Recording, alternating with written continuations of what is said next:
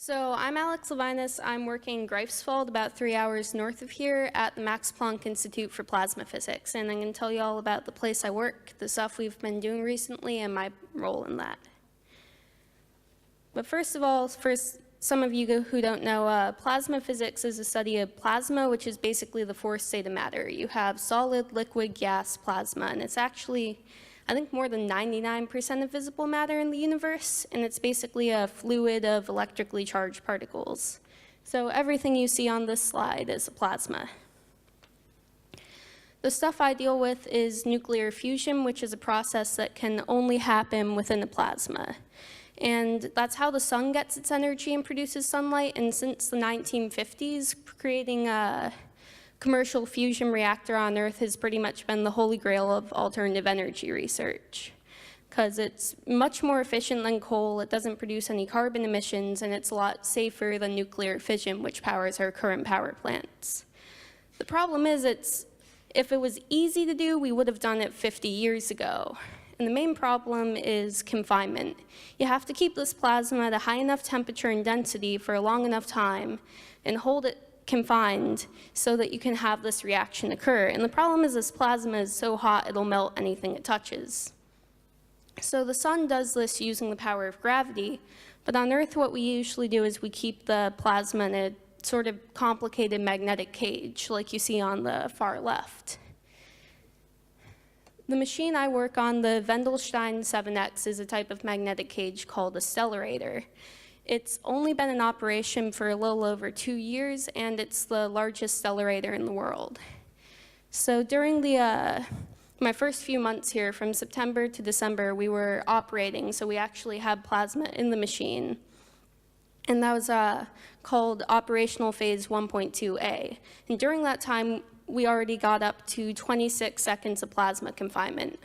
Our goal is to hold a plasma steady for 30 minutes at a time eventually to show that we can do this and solve this problem of plasma confinement. During this time, we had electron temperatures of over 100 million degrees Celsius, which is more than 6 times hotter than the center of the sun.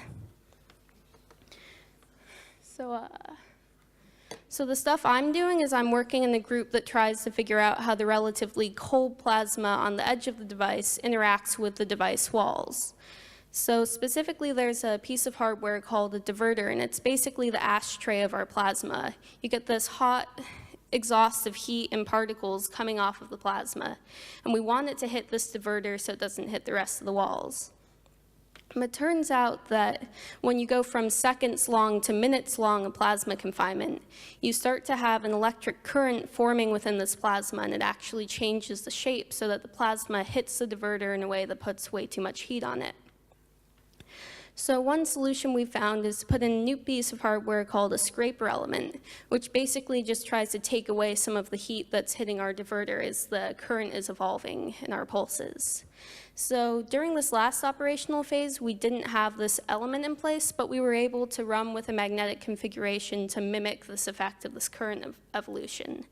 And during that, we were able to see, you can see a computer simulation versus measurements from our infrared cameras of the heat load on the diverter. And you can see how closely they agree, which says that yes, this heat overload is going to be a problem if we ever want to have a steady state fusion reactor. So during our next campaign, which is supposed to start later this summer, we're going to put this element in place and use our diagnostics to see if it's actually protecting our diverter. For instance, spectrally filtered cameras, like on the left, which looks at the light coming off when neutral gas on the edge of the plasma is ionized by interaction with the plasma. So that's the kind of work that I will be doing. And that's all I can say for now until we begin our next operational phase and are able to actually test out this new piece of equipment. If you're curious about us, you can find us just by Googling W7X, or even Germany Fusion will be the first result. And you can go to our website and see a 3D panorama inside of the machine at this address. It's pretty cool, but that's all I have to say for now.